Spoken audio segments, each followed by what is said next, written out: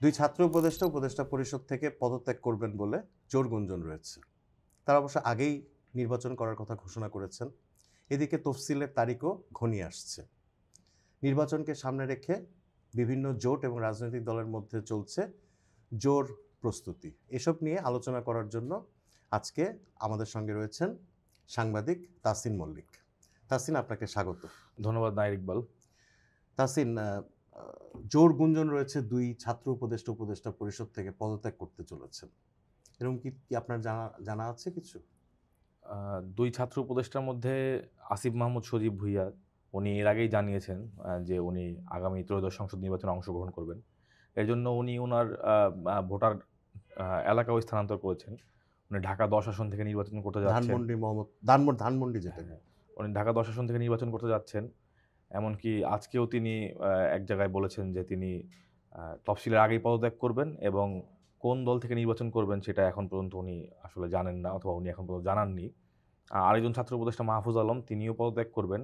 এই খবরটি আমরা সবাই জানি, এর আগে অনেকদিন আগে থেকেই জানি। কিন্তু উনি আসলে কোন দল থেকে নির্বাচন করছেন অথবা তার নির্বাচনী পরিকল্পনা সম্পর্কে এখন পর্যন্ত কোনো কিছু স্পষ্টভাবে জানা যায়নি। আসিফ মাহমুদ সজীব ভুঁইয়া আ এবং মাহফুজ আলম, তারা তাদের গণ-অভ্যুত্থানে তাদের যেই নেতৃত্বের সঙ্গী, সেই তাদের যে দল এনসিপি, সেই দলে যোগদান করবেন কি করবেন না, সেই বিষয়ে এখন পর্যন্ত স্পষ্ট কোনো আ আমরা খবর পাইনি। আবার শোনা যাচ্ছে যে আসিফ মাহমুদ সজীব ভুঁইয়া অন্য ২টি দলে যোগদান করতে পারেন। একটি দল বিএনপি, সেই দলে যোগদান করার একটি গুঞ্জন রয়েছে। সেটি নিয়ে নানান রকমের আলোচনা রয়েছে।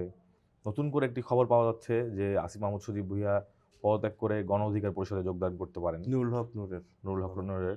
তো সেই খবরটি আমরা শুনতে পেয়েছি। তবে আ খুব সম্ভবত তফসিলের খুবই আ তফসিলের ১ দিন অথবা ২ দিন আগে হয়তোবা তারা পদত্যাগ করতে পারেন। তফসিল কবে আসবে? মানে এরকম কিছু জানেন? আপনি তো উম নির্বাচন কমিশনে আপনার আ তফসিল দায়িত্ব। আ তফসিলের যেই মানে একদম আম এই দিনই তফসিল ঘোষণা করতে যাচ্ছে অথবা এই দিনই তফসিল ঘোষণা হবে এমন কোনো তারিখ এখন পর্যন্ত নির্বাচন কমিশন আমাদের জানায়নি অথবা কাউকেই জানায়নি।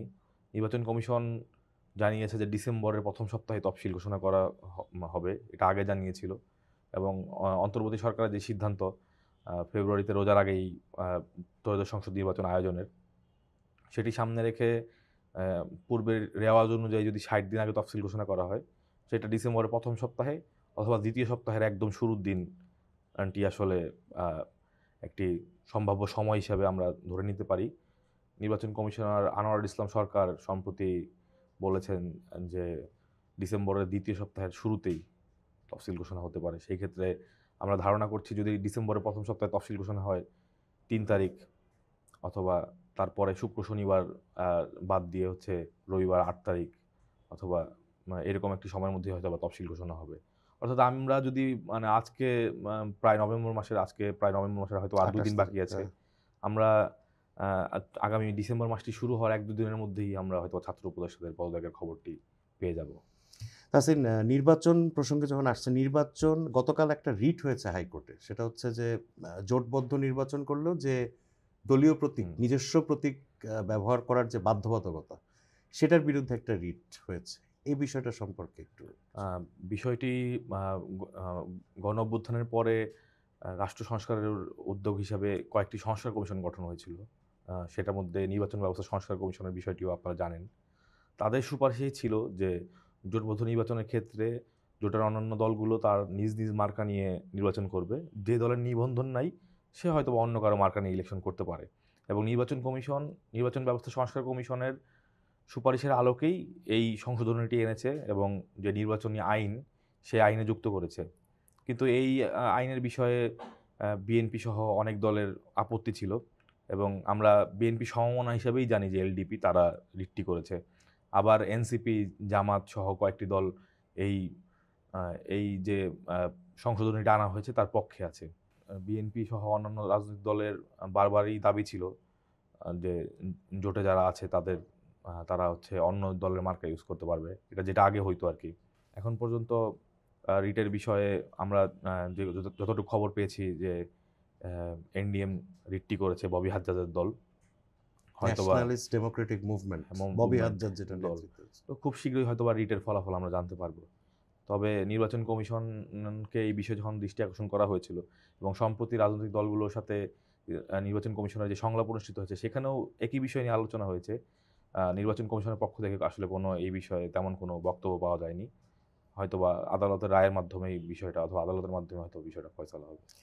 কিছুদিন আগে শোনা গেছিল যে এনসিপি বিএনপির সঙ্গে একটা আলোচনা, একটা গুঞ্জন ছিল যে বিএনপি কিছু আসন ত্রয়োদশ জাতীয় সংসদ নির্বাচনে এনসিপির জন্য ছাড়বে। এটা আলোচনাটা এখন একটু স্থিমিত। মাঝখানে আবার শোনা গেল যে এনসিপি নিজেরা একটা জোট গঠন করতে যাচ্ছে।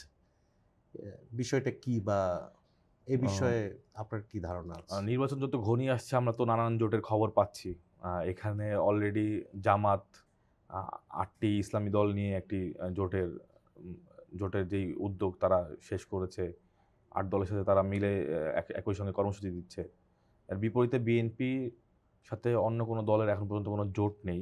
তার যেই পূর্বতন যেই আওয়ামী লীগ আমলে যেই তাদের যুগপৎ আন্দোলনের কর্মসূচি ছিল, 12 দলীয় জোট, 12 দলীয় জোট, 20 দলীয় গণতন্ত্র মঞ্চ, এইসব দলগুলোর সঙ্গে তাদের একটা যুগপৎ আন্দোলন ছিল। তাদের সঙ্গে বিএনপির একটা বোঝাপড়া আছে। সেই বোঝাপড়ার আলোকে তারা বিভিন্ন আসনে সমঝোতা করছে। কিন্তু সেটা জোট না, সেটা আসন সমঝোতা করছে। জামাত ইসলামী তার ৮টি দলের যে জোট নিয়ে সেখানে হয়তো সমঝোতা করছে। তো খবর শোনা যাচ্ছিল যে এনসিপি এই দুটি জোটের কোনো একটিতে হয়তোবা যুক্ত হবে। তো এর মধ্যে আমরা হঠাৎ করে খবর দেখতে পেলাম যে এনসিপি, এবি পার্টি, রাষ্ট্র সংস্কার আন্দোলন এবং আপ বাংলাদেশ এই ৪টি দল মিলে একটি জোট হওয়ার আর যেই সিদ্ধান্ত প্রায় চূড়ান্ত হয়ে গিয়েছিল। কিন্তু আমরা দেখলাম যে যেদিন তারা আসলে সংবাদ মাধ্যমকে জানিয়েছিল যে পরের দিন জোট গঠন হবে, তার ঠিক আগের দিন রাতের বেলা মধ্যরাতে আমরা জানতে পারলাম যে আপ-বিডি জোটে অবস্থান প্রসঙ্গে এনসিপির যেই নির্বাহী কমিটির সদস্যরা তারা আসলে আপত্তি জানিয়েছেন এবং আসলে জোটটির পরিকল্পনা তেই আসলে শেষ হয়ে গেছে জোটটির বিষয়টি। আমরা আবার আরেকটি খবর পেয়েছি, আগামী রবিবার আবার সেই জোটের বিষয়ে এনসিপি তাদের দলের অভ্যন্তরে আলাপ করতে পারে। আবার হয়তোবা নতুন করে সিদ্ধান্ত হতেও পারে। দেখা গেল ৪টি দল থেকে কেউ বাদ যাওয়ার পরে নতুন জোটটি আসতে পারে অথবা নাও আসতে পারে। সেটা আসলে রবিবার দিনই আসলে স্পষ্টভাবে আমরা জানতে পারবো। তবে নির্বাচনে রাজনৈতিক দলগুলো নানান রকমের জোট এবং সমঝোতার সমীকরণের মাধ্যমেই যাচ্ছে, এটি স্পষ্ট। আমরা দেখতে পাচ্ছি যে বিভিন্ন আসন বন্টন অথবা আসন সমঝোতা নিয়ে দলগুলোর মধ্যে নানা রকমের গুঞ্জন রয়ে গেছে। ছাত্র উপদেষ্টা যদি পদত্যাগ করে এনসিপিতে যোগদান করেন, তারা বিভিন্ন আসনে নির্বাচন করবেন। সেই আসনগুলোতেও আমরা দেখতে পাচ্ছি যে বিএনপি ফাঁকা রেখেছে। জামাত সেই আসনে ছাত্র উপদেষ্টাদের সঙ্গে অথবা এনসিপির সঙ্গে নানান রকম সমঝোতায় আগ্রহী। এইসব খবর আমরা দেখতে পাচ্ছি। ফলে আগামী নির্বাচনটা আসলে সমঝোতার একটি গুরুত্বপূর্ণ, আগামী নির্বাচনের ভোটে সমঝোতা একটি গুরুত্বপূর্ণ ফ্যাক্টর হয়ে থাকবে। আচ্ছা, বিএনপি তো ২৩৭টা আসনে প্রার্থিতা ঘোষণা করলো। একটু বদলও হয়েছে, একটা আসনে বোধহয় মাদারীপুর এক আসনে তারা নতুন প্রার্থী কিন্তু ঘোষণা করেনি, স্থগিত রাখা হয়েছে। তো আরও ৬৩টা আসনে বিএনপির খালি রেখেছিল বিভিন্ন নিজেদের সমমনা জোটের লোকজন প্রার্থী বা নিজেদের দলের ভেতরে তারাও পেতে পারেন আর কি। তো বিএনপি এখন কোন জায়গায় দাঁড়িয়ে? ধরেন শোনা যাচ্ছে যে বিএনপি নাকি প্রায় ৫০টির বেশি আসনে অভ্যন্তরীণ কোন্দল দেখা দিয়েছে আর কি। আমরা খবর পেয়েছি যে প্রায় ২০টি আসনে একদম উন্মুক্তভাবে একটা কোন্দল দেখা যাচ্ছে যে ওই ২০টি আসনে বিএনপির সম্ভাব্য প্রার্থীর এবং বিএনপির মনোনয়ন প্রত্যাশী এই দুই পক্ষের মধ্যে একটা উন্মুক্ত রেষারেষি, উন্মুক্ত সংঘর্ষের ঘটনা ঘটতে আমরা দেখেছি। এর থেকে হয়তোবা বেশি আসনে এই ঘটনা থাকতে পারে, কিন্তু আপাতত সেখানে আসলে আমরা কোনো রকমের বিষয় এই যে কোন্দলের বিষয়টি আসলে এখন পর্যন্ত উন্মুক্ত না অথবা স্পষ্ট না। বিএনপি ২৩৬টি আসনে যেই খসড়া প্রার্থী তালিকা ঘোষণা করেছে সেটি হয়তোবা তাদের প্রায় চূড়ান্ত তালিকা, কিন্তু তাদের প্রায় চূড়ান্ত তাদের যে চূড়ান্ত তালিকাটি সেটি আসলে পাওয়া যাবে তাদের ভারপ্রাপ্ত চেয়ারম্যান বাংলাদেশে ফেরার পরই। বিএনপির পক্ষ থেকে জানানো হয়েছে যে ৬৩টি আসন তারা বিভিন্ন শরিক এবং বিভিন্ন আসন সমঝোতার জন্য তারা ফাঁকা রেখেছে। এটা কি ৬৩টা আসন তার আসনের শরিকদের জন্যই ফাঁকা রেখেছে, না এখানে তাদের নিজেদের প্রার্থীতাও? যেমন কয়েকটি আসনে আছে বিএনপির মধ্যেই কাকে দেবে এটা নিয়ে একটা কনফিউশন আছে আর কি। আমরা ধারণা করতে পারি, যেমন ঢাকার নয়, আমরা ধারণা করতে পারি যে বিএনপি যেই বাকি ৬৩টি আসন রেখেছে সেখানে হয়তোবা সেখানে তাদের দলীয় প্রার্থীও আসবে এবং তার যে শরিক তাদের যে সমমনা, তাদের সাথে আসন সমঝোতার প্রার্থীরাও আমরা দেখতে পাবো। কিন্তু সবকিছু আসলে স্পষ্ট হবে যে বিএনপির ভারপ্রাপ্ত চেয়ারপারসন তারেক রহমান বাংলাদেশে ফেরার পরে, অথবা বিএনপি যদি তার চূড়ান্ত প্রার্থী তালিকা ঘোষণা করে তারপরেই আমরা আসলে দেখতে পারবো। তারেক রহমান সাহেব তো ধরেন এর মধ্যেই তো আমরা শুনেছিলাম যে নভেম্বরের শেষে অথবা ডিসেম্বরের প্রথম সপ্তাহে উনি দেশে ফিরতে পারেন। তার ফেরার সময়টাও তো ঘনিয়ে এসেছে। হ্যাঁ, কিছু জানা গেছে পার্টিকুলার কোনো তারিখ বা সময়, টাইম আসলে ফ্রেম যে এই সময় আসতে সুনির্দিষ্ট পারে? কোনো তথ্য, সুনির্দিষ্ট কোনো তারিখ এখন পর্যন্ত আসলে আমাদের হাতে নেই।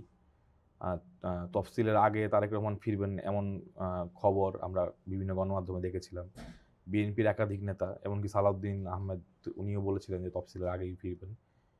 আমরা দেখতে পাচ্ছি যে আসলে তফসিলের মানে খুবই কম সময় বাকি আছে, ৪ থেকে ৫ দিন অথবা ১ সপ্তাহই তফসিলের বাকি আছে সময়। তো এর আগেও উনি আসতে পারেন, অথবা কোনো সূত্র বলছে যে তারেক রহমান ডিসেম্বরের মাঝামাঝি ফিরবেন। এর মধ্যে বিএনপি একটা কর্মসূচি একটা কর্মসূচি দিয়েছিল। দিয়েছেন ৪ থেকে ১৩ ডিসেম্বর পর্যন্ত দেশ দেশ গড়ার গড়ার পরিকল্পনা কর্মসূচি। তো সেই কর্মসূচিতে হয়তো তারেক রহমান যুক্ত হতে পারেন। সব মিলিয়ে আসলে তফসিল ঘোষণার পরে সবকিছু আসলে স্পষ্ট হচ্ছে আরকি। ধন্যবাদ তাহসিন। আসলে নির্বাচনকে সামনে রেখে সময় যত এগিয়ে যাবে, বিভিন্ন সমীকরণের ব্যাপারটি তত পরিষ্কার হবে। বিভিন্ন ইস্যু, বিভিন্ন প্রশ্নের উত্তর আমরা পাব। আমরা নির্বাচন সংক্রান্ত বিভিন্ন বিষয় নিয়ে আলোচনা করব সামনে চর্চায়। আপনারা আপনাদের মতামত জানাতে পারেন চর্চার ফেসবুক এবং ইউটিউব চ্যানেলে। দর্শক মণ্ডলী, আপনারা আমাদের সঙ্গে থাকবেন আশা করি। ধন্যবাদ।